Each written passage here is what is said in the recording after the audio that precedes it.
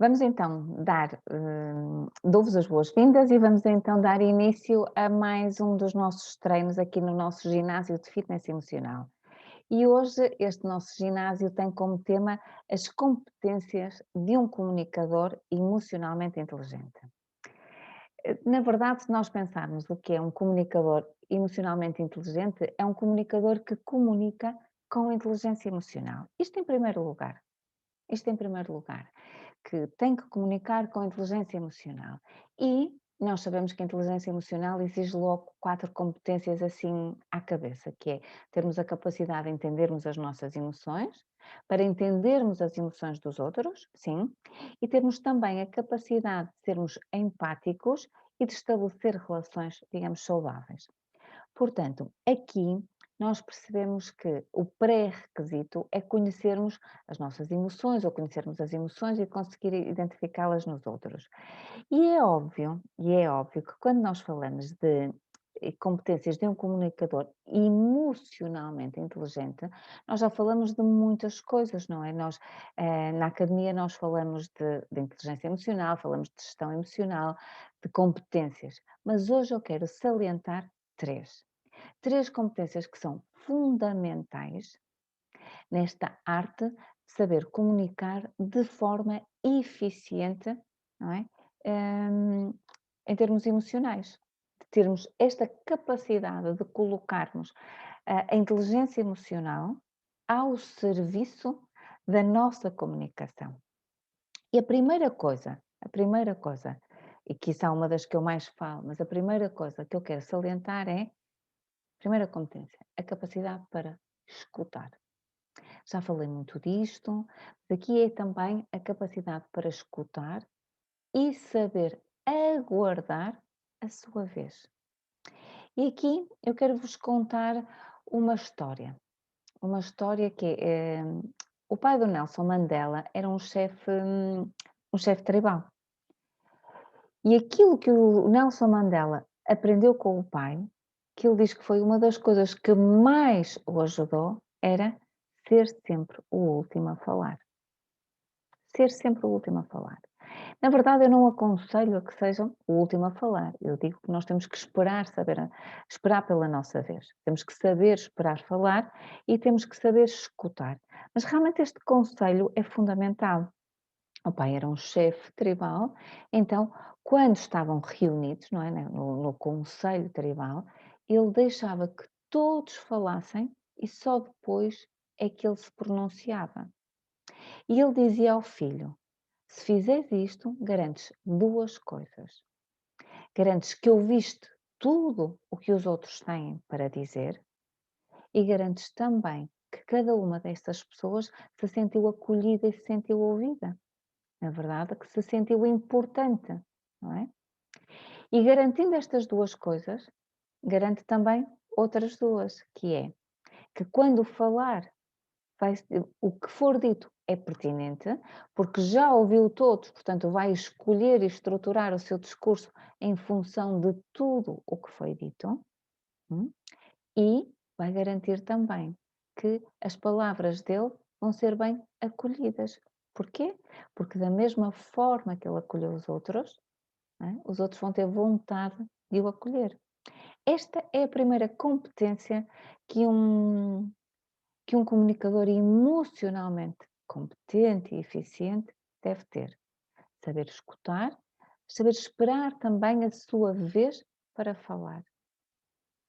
Porque eu digo muitas vezes, os nossos diálogos, não são trocas, são monólogos alternados. As pessoas esperam que o outro se cala para falar. Isto na melhor das hipóteses. Ou então, hum, interrompem o outro vezes se encontra porque precisam de se fazer ouvir. Precisam de manifestar aquilo que têm cá dentro, precisam de ventilar as suas emoções, de as trazer cá para fora. Daí a dificuldade que muitas pessoas têm, querem escutar, querem aguardar o tempo certo para falar. Porque na verdade há um tempo certo para falar. E se o outro tem algo para nos dizer, provavelmente o tempo certo será quando o outro se calar. Isto não quer dizer que nós, que nem tanto ao mar, nem tanto à terra, certo? Não há verdades absolutas. Nós podemos interromper outra pessoa, nós podemos fazer hum, parênteses, não é? No discurso do outro e anuir e concordar e dizer ok, nós podemos simplesmente interpelar uma pessoa e não a deixar falar se isso nos estiver a agredir ou não for agradável para nós. Mas na generalidade das nossas conversas, nós devemos aguardar a nossa vez. E a nossa vez tem um timing perfeito.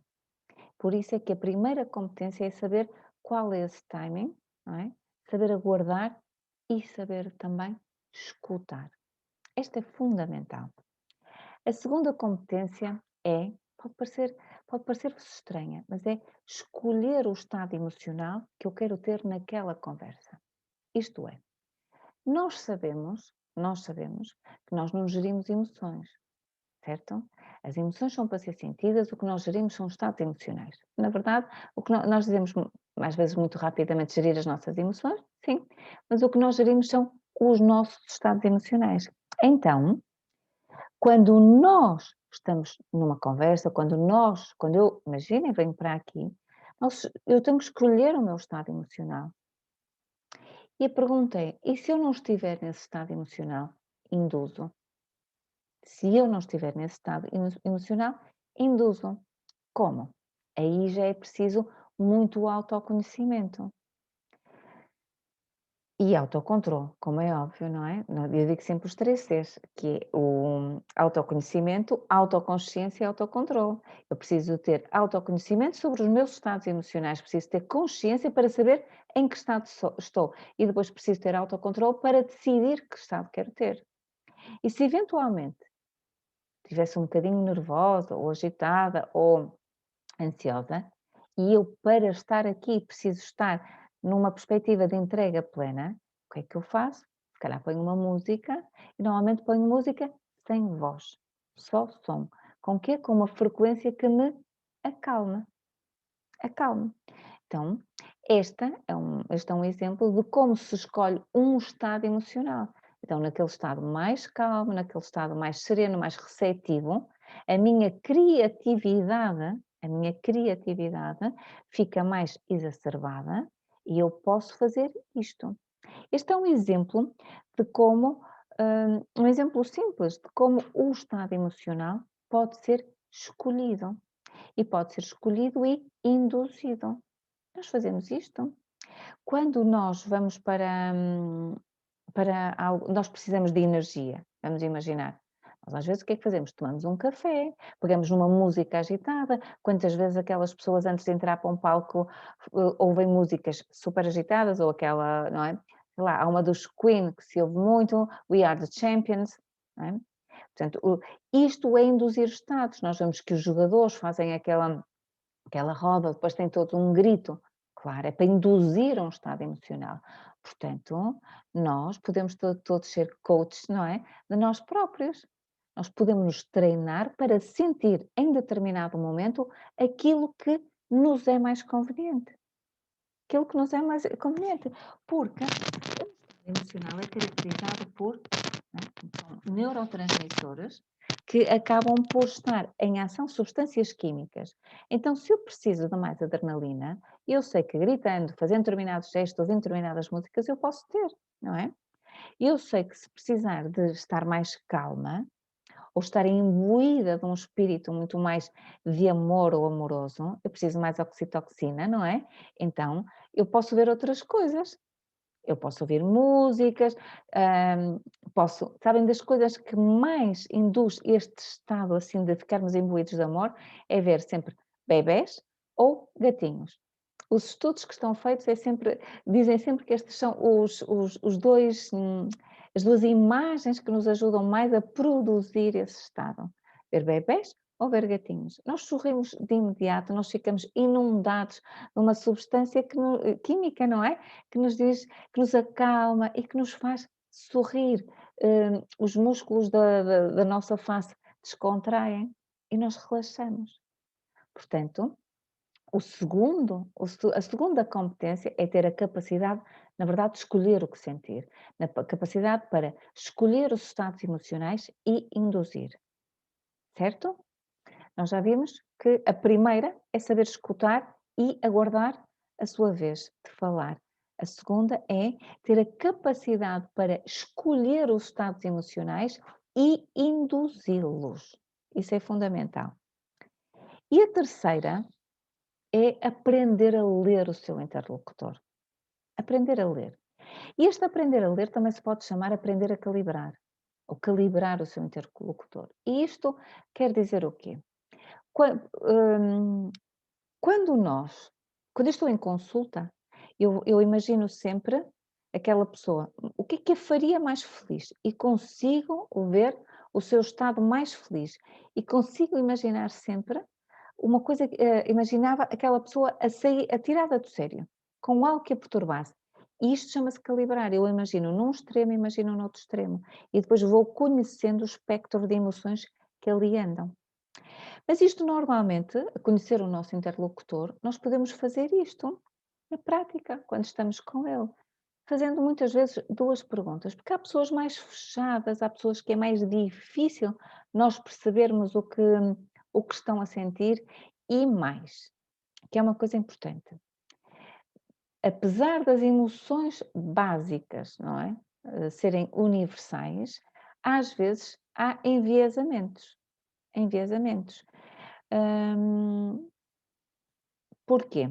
Porque culturalmente elas podem ser enviesadas. E eu lembro-me, um destes dias, quando eu lia algo sobre as emoções, que foi, e era um miúdo que tinha sido condenado por, por terrorismo e tinha feito um atentado e tinha morrido pessoas, portanto ele foi condenado à morte. Ele esboçou um suposto sorriso, não é? Que foi encarado como um sorriso sarcástico, mas na verdade, na cultura dele, aquilo podia ter outra interpretação. Porquê? Porque era a interpretação que estava feita à luz daquilo que eram os princípios da vida dele. Quase uma questão de honra, um, um aceitar que cumpriu a sua missão cá na Terra, não é? E que depois, hum, e tinha agradado ao Deus dele. Portanto, ah, as interpretações podem ser também dúbias, porque somos nós que as fazemos. Então, como é que nós fazemos para conhecer o nosso interlocutor? Temos que o conhecer numa situação, perceber como é que é o rosto dele numa situação extremamente alegre e numa situação mais triste. Nesta fase em que nós estamos, vou dar o exemplo de uma criança, porque foi uma coisa que me aconteceu ontem, que era, eu perguntei, então, uma criança, um adolescente, as aulas já acabaram? Sim, já estou de férias. Uau, eu vi aquele estado ali de super bem disposto, super feliz e mostrou-me como é que estava. E depois perguntei, não é, porque eu, ia ter exames, eu disse: "E os exames, estás preparado?" E ali eu percebi, por exemplo, que era um ar de apreensão e de alguma ansiedade e angústia, porque segundo ele estava um bocadinho atrasado no estudo. Mas posso ainda fazer, podia ter feito mais uma pergunta para perceber como é que é, se calhar a roçar a tristeza. Então, este ano de aulas, assim, em confinamento, como é que foi? E a maioria das pessoas, dos adolescentes, não gostou. E normalmente baixa os braços e diz: "Não, não", os braços, os olhos ficam nesta postura assim mais e dizem: "Não, não foi nada bom. Tive saudades dos meus amigos", e aí vemos o que é tristeza. Então o que é que nós quando eu falo de conhecer verdadeiramente o nosso interlocutor, é isto, é percebermos como é aquela pessoa a sentir determinada emoção. Porquê? Para que depois não nos enganamos e não haja aquelas questões de, então estás aí a rir-te, mas a pessoa pode estar nervosa, pode ser um riso de nervosismo. E nós enganamos muitas vezes, hum, a extrapolar, a projetar aquilo que achamos que o outro está a sentir. Quando eu falo em projeção, muitas vezes o que acontece é que nós sentimos coisas e nós imaginamos que aquela pessoa estaria a sentir e por isso é que está a reagir daquela forma. Ou então, imaginamos um riso nervoso. Nós podemos não o entender e julgamos-lo. Então quando eu digo conhecer bem o nosso interlocutor, é isso, é saber como é que aquela pessoa, em concreto, reage a determinadas emoções e como é que ela as expressa e exprime. Podemos também calibrar ou perceber, conhecer o nosso interlocutor através das expressões, através da linguagem. E isto é aquilo que se chama conhecer verdadeiramente o nosso interlocutor. E eu agora queria fazer o exercício, o nosso treino de hoje é pensarmos numa situação em que tenha havido um conflito, mas em que nós tínhamos interpretado mal e fruto dessa má interpretação ou dessa interpretação menos correta que nós tínhamos feito, surgiu um conflito. E pegando nesta situação em que nós tínhamos feito uma interpretação menos correta daquilo que era a intenção e a emoção da outra pessoa, eu queria que fôssemos percorrer estas três características que eu disse que eram as de um excelente comunicador, perdão, ou de uma pessoa, ou de um comunicador emocionalmente competente e eficiente. Então vamos ver, nessa situação em que nós não avaliamos corretamente, não é? O nosso interlocutor, nós vamos perceber o que é que falhou em nós. Será que não dediquei tempo suficiente? Será que eu não o conhecia? Será que não consegui ler no Faces? Será que projetei, ou seja, em vez de estar a pensar que ele pode estar a sentir aquilo, eu comecei foi a achar, não é, os achismos. Hã, isto é muito interessante porque a palavra achómetro foi uma palavra que eu aprendi recentemente. E nós podemos dizer que nesta questão das relações, o achómetro tem que ficar de fora, nós não temos que achar, nós temos que sentir e tentar perceber, certo? Isto é verdadeira empatia, sentir o outro, entender o outro e depois agir em conformidade. Portanto, nesta situação em que não correu tão bem, vamos perceber o que é que nós não fizemos assim tão bem. E depois vamos também ver qual era o nosso estado emocional. Se nós decidimos qual era o nosso estado emocional, ou o melhor estado emocional que queríamos ter naquela circunstância, ou se nos deixamos levar e ao invés de gerirmos os nossos estados emocionais e as nossas emoções, nos deixamos ser levados por ela. Porque uma coisa é nós estarmos a sentir, outra coisa é deixarmos ser arrebatados por ela. Certo? Então vamos ver se nos conhecíamos o suficientemente bem para saber o que era mais conveniente sentir naquela situação. E depois, por último, vamos ver se conseguimos cumprir o primeiro requisito, que era saber quando falar, saber aguardar para falar e saber escutar. Então, agora, não é? Vamos a essa situação e eu deixo-vos ficar com isso. Vamos recordar essa situação em que houve um conflito e nós percebermos por que razão, um conflito devido a uma má interpretação nossa, não é? É preciso esclarecer isso. Por que razão fizemos essa interpretação? Conseguimos ler o outro bem? Conseguimos induzir e escolher o estado emocional mais conveniente para essa situação? E depois, por último, soubemos escutar, soubemos aguardar a nossa vez para falar. Vamos então aprender com esta situação, aplicando estes três preceitos de um comunicador emocionalmente eficiente. Eu espero que o treino de hoje vos tenha agradado. Nós vemos para a semana para mais um treino deste nosso ginásio de fitness emocional. Fiquem bem e até para a semana.